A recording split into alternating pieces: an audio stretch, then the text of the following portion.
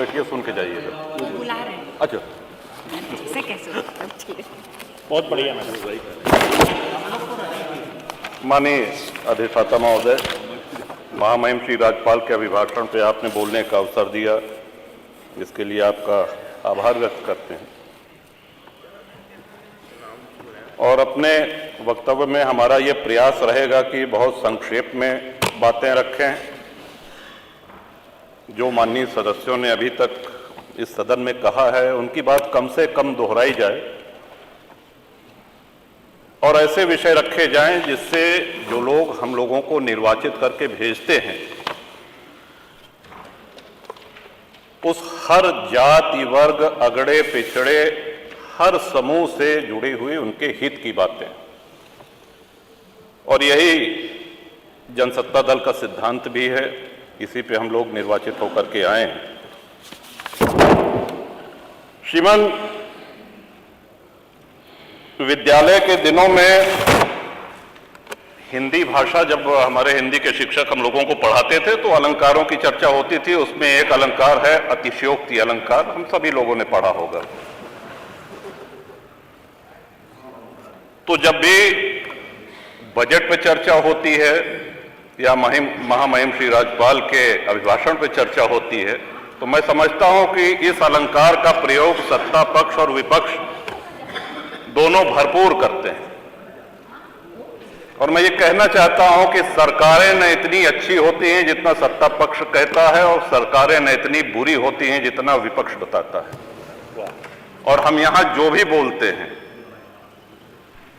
वो हमारे भाग्य विधाता जनता जनार्दन वो बाहर सुनती है, उसका आकलन करती है। हम यहां कितनी भी लच्छेदार भाषा में पक्ष या विपक्ष में कुछ भी कह लें, जाना हमको वही है, वही है, उन्हीं के पास जाना है और फैसला भी उन्हीं का मानना पड़ेगा। श्रीमान, सड़क, बिजली, पानी ये ऐसी चीजें हैं जो हम सभी के जीवन से जुड़ी हुई हैं। भारत गांवों का देश है, भारत की आत्मा गांवों में बसती है। हम सभी लोग इस उक्ति को, इस सिद्धांत को मानते हुए आए हैं। एक्सप्रेसवेज बन रहे हैं, एक्सप्रेसवेज बनने के नए नए कीर्तिमान स्थापित किए जा रहे हैं। अच्छी बात है, होने चाहिए। हर विकासशील देश में देखने में भी अच्छी लगती हैं, यात्रा का समय भी कम होता है। लेकिन कहीं ऐसा तो नहीं है कि एक्सप्रेसवे के चक्कर में हम गांव की सड़कों को भूल गए हैं। आज ग्रामीण सड़कों का जो हाल, जो गड्ढे हैं, क्या ऐसा तो नहीं कि उस ओर हमारा ध्यान नहीं जा रहा है? सड़कें गड्ढा मुक्त नहीं है श्रीमन, और उसका एक कारण कि जिस क्षमता पे ग्रामीण सड़कें बनाई जाती हैं, कभी हुआ करता था कि ट्रक जो है उसमें 6 चक्के हुआ करते थे। ग्रामीण सड़कों की भार वहन क्षमता 9 टन से अधिक नहीं होती है। आज 52 टन के ट्रक 20 चक्के 22 चक्के उस पर चल रहे हैं, और भार वहन क्षमता उसकी 9 टन पर स्क्वायर इंच PSI है। तो सड़कें तो टूटेंगी, आप कब तक गड्ढे भरवाते रहेंगे? ये हम सभी के क्षेत्रों से जुड़ी हुई समस्या है श्रीमन। तो या तो ऐसे 10-20 चक्के वाले जो ट्रक है, जो 15-20 चक्के वाले ट्रक हैं, इनको वर्जित कर दिया जाए।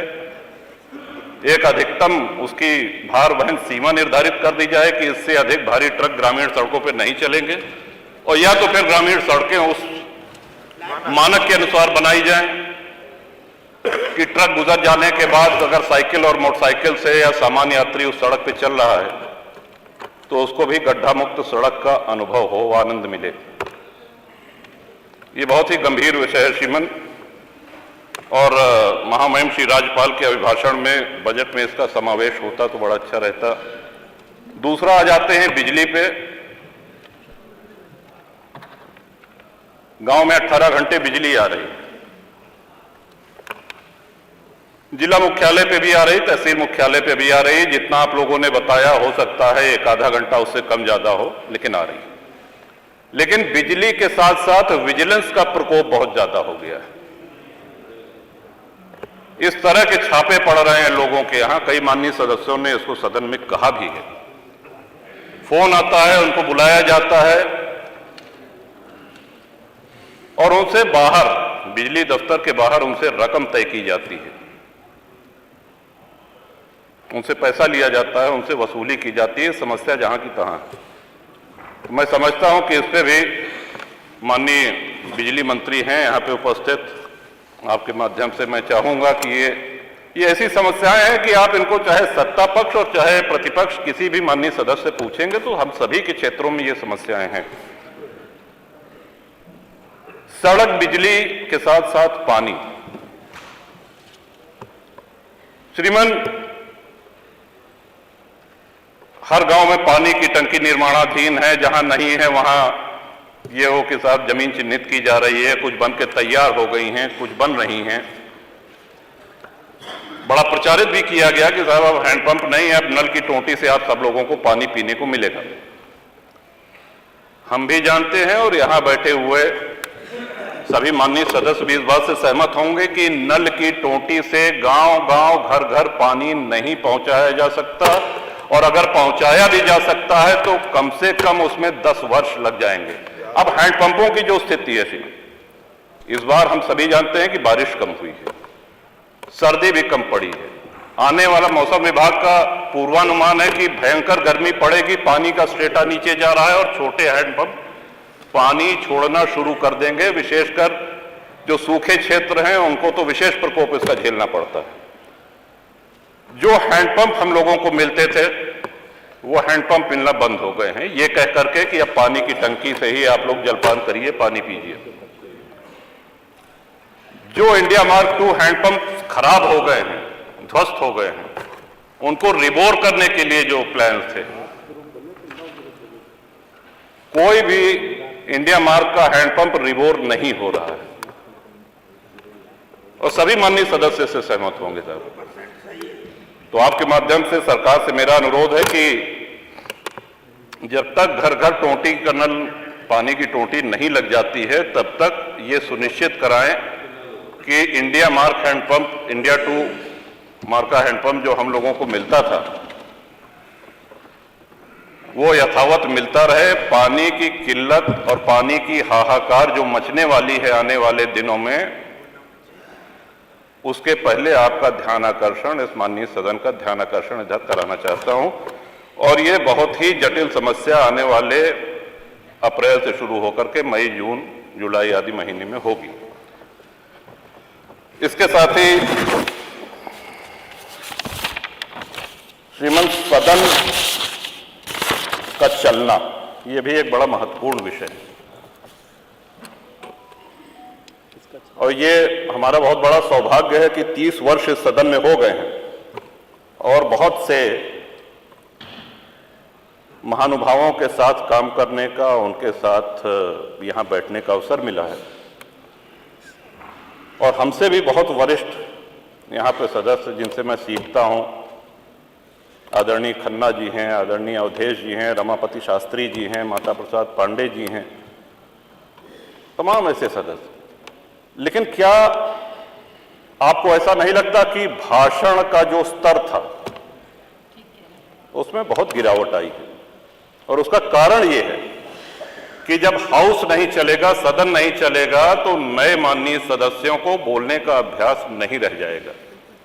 जब भी ये बात आती है कि साहब सदन चलना चाहिए, क्योंकि ये स्पष्ट लिखा गया है कि वर्ष में अपरिहार्य स्थितियों को छोड़ करके 90 दिन सदन का संचालन आवश्यक है।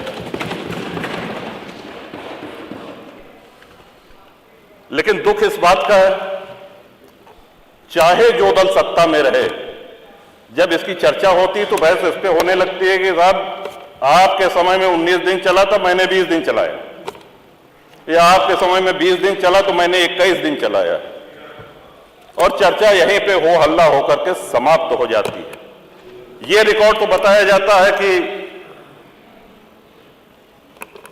सबसे कम किसने चलाया, दूसरे नंबर पे कौन था, ऐसा भी हुआ कि इतने दिन सदन चला, इतने दिन।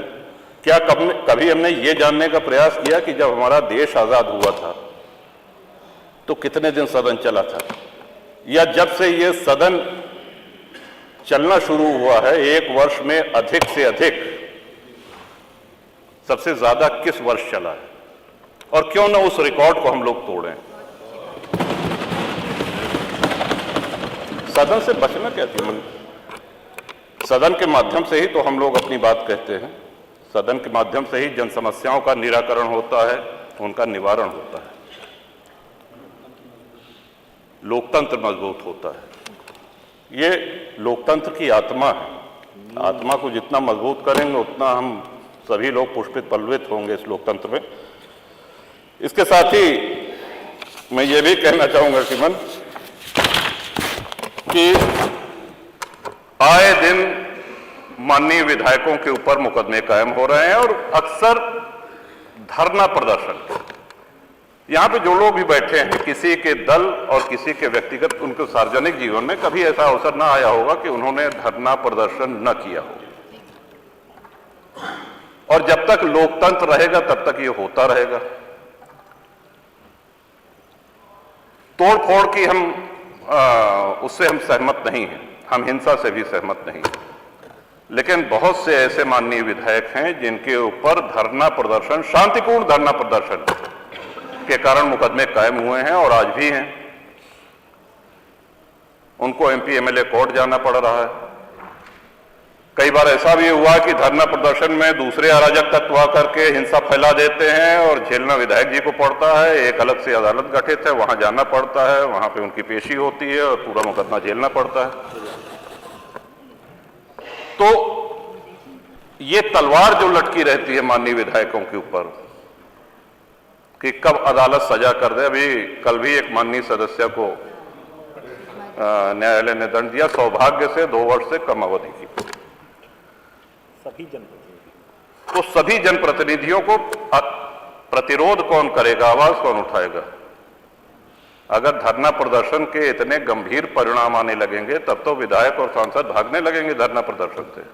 जनता की लड़ाई कौन लड़ेगा? ये गंभीर विषय मैं चाहता हूं कि इसको पूरी गंभीरता से ये सरकार ले और अनावश्यक मुकदमे हो। फिर मैं अपनी बात दोहरा रहा हूं कि हिंसा और उपद्रव का मैं समर्थन नहीं कर रहा हूं, लेकिन शांतिपूर्ण अगर धरना प्रदर्शन हुआ तो उसके लिए हमको अदालत के कटघरे में न खड़ा होना पड़े। जनता की लड़ाई लड़ने के लिए हमको मुकदमे न झेलने पड़े। श्रीमान, एक सुझाव और देना चाहता हूं जो प्रदेश सरकार के हाथ में तो नहीं है, लेकिन अगर आप संस्तुति कर देंगे तो प्रदेशवासियों का बहुत भला हो जाएगा। समाजवादी पार्टी के शासनकाल में आदरणीय अखिलेश जी ने एक नियम बनाया, उनकी संवेदनशीलता थी कि विधायक लोग अपनी निधि से असाध्य रोग, गंभीर रोगों से बीमार लोगों को आर्थिक सहायता हॉस्पिटल से उसका जो पर्चा आता था, एस्टिमेट बनता था, उसके हिसाब से दे सकते हैं। और उस योजना के कारण बहुत से लोगों की जान बची, बहुत से लोगों को चिकित्सा जो नहीं उपलब्ध हो सकती थी वो हुई। माननीय योगी जी ने उस योजना की उपयोगिता को देखते हुए उसको आगे बढ़ाया। आए दिन श्रीमान चुनाव होते हैं, कभी लोकसभा का चुनाव, कभी विधानसभा का चुनाव, कभी विधान परिषद का चुनाव, और जब अधिसूचना जारी होती है तो हम लोगों को अपनी निधि व्यय करने में रोक लगा दी जाती है। मेरा अनुरोध है कि आपकी तरफ से, उत्तर प्रदेश की विधानसभा की तरफ से एक अनुरोध पत्र चुनाव आयोग को जाए। विकास कार्य भले रोक दिए जाएं, लेकिन जिस भी रुग्ण व्यक्ति को, जिस भी बीमार को कैंसर है, हार्ट डिजीज है, किडनी, लिवर आदि कोई भी गंभीर बीमारी है, तो उसकी वो बीमारी वो चुनाव आयोग की अधिसूचना समाप्त होने की प्रतीक्षा नहीं करेगी। तो ये मानवीय दृष्टिकोण पर श्रीमान ये अनुरोध है, और मुझे विश्वास है कि सभी माननीय सदस्यों की भी सहमति इसमें होगी। और इस तरह से सरकारें हनक से चलती हैं, जनसेवा से चलती हैं, और जैसा कि मैंने पहले निवेदन किया, 30 वर्ष में पहली बार ये अवसर आया है कि अपनी कार्यशैली पर, अपने कार्यकलाप पर योगी जी के नेतृत्व में सरकार दोबारा आई है, रिपीट हुई है और ये बहुत बड़ी उपलब्धि है, बहुत बड़ी उपलब्धि। श्रीमान, आज जहां हर तरफ ठीक है, हमको राष्ट्र हित में, हमको प्रदेश हित में, हमेशा मेरे दल जनसत्ता दल का ये रहा है कि जो भी पिछड़े हैं, जो भी वंचित हैं, उनकी लड़ाई शुरू से मैं लड़ता आया हूं। लेकिन वहीं ये भी सराहनीय है कि आप जिस आसन पर बैठे हैं, उस आसन पर बैठने वाले आदरणीय अध्यक्ष जी, अगर देखा जाए कि उनकी विधानसभा में उनके सजातीय कितने लोग हैं। यह माननीय संसदीय कार्य मंत्री जी बैठे हैं, शाहजहांपुर से लगातार 9वीं बार निर्वाचित होकर के आए हैं। कितने खन्ना मतदाता होंगे वहां पे, अपनी कार्यशैली से, अपनी संघर्ष क्षमता से और अपने व्यवहार से, क्योंकि विकास ही सब कुछ नहीं होता, बहुत आवश्यक है। हम सब लोग यहां बैठ करके विकास की ही चर्चा करते हैं, लेकिन जनता जो हमारा आकलन करती है, विकास के साथ साथ हमारा व्यवहार कैसा है, हम कितना उपलब्ध रहते हैं, हम जनसेवा करने के लिए कितना तत्पर रहते हैं, इस पर हमारा आकलन होता है। लोग इसलिए विकास की अपनी बहुत महत्वपूर्ण भूमिका से हम इनकार नहीं कर रहे हैं, लेकिन बहुत से ऐसे विधायक हैं, बहुत से ऐसे सांसद हैं जिनके क्षेत्र में उन्होंने बहुत विकास किया लेकिन चुनाव नहीं जीत सके, इसलिए कि उनके व्यवहार में, उनके क्रियाकलाप में कुछ कमियां थी। तो इसके साथ साथ जनता की सेवा हम बेहतर ढंग से कर सकें और जनता से जुड़े हुए मुद्दे हम बराबर सदन में उठाते रहें, इसके लिए ये आवश्यक है कि अधिक से अधिक सदन चले, माननीय विधायकों को अपनी बात, अपने क्षेत्र की समस्याएं रखने के लिए समय मिले। लॉ एंड ऑर्डर की बहुत बात होती है, कुछ लोग सहमत होंगे, कुछ लोग असहमत होंगे, लेकिन यही लोकतंत्र की खूबसूरती भी है। उत्तर प्रदेश के लॉ एंड ऑर्डर की मिसाल उत्तर प्रदेश के बाहर भी दी जाती है और प्रशंसा होती है। ये हम सभी लोगों के लिए खुशी की बात है। सुधार की गुंजाइश तो हमेशा रहती है। जो हमने ये दस्तावेज तैयार किया है, जो राज्यपाल का अभिभाषण है, जो बजट अभिभाषण है, इसमें सुधार नहीं हो सकता, ऐसा मानना ये उचित नहीं होगा। सुधार की गुंजाइश बिल्कुल रहती है, सदैव रहती है। और जैसा कि मैंने पहले कहा, अपनी बात समाप्त करते हुए उसको फिर से दोहराता हूं कि कोई भी सरकार इतनी अच्छी नहीं होती है जितना सत्ता पक्ष बताता है, और इतनी बुरी भी नहीं होती है जितना विपक्ष उसको कहता है। इन्हीं शब्दों के साथ आपने महामहिम श्री राज्यपाल के अभिभाषण पर मुझको बोलने का अवसर दिया। श्रीमान, आपका बहुत बहुत आभार, बहुत बहुत आभार, धन्यवाद।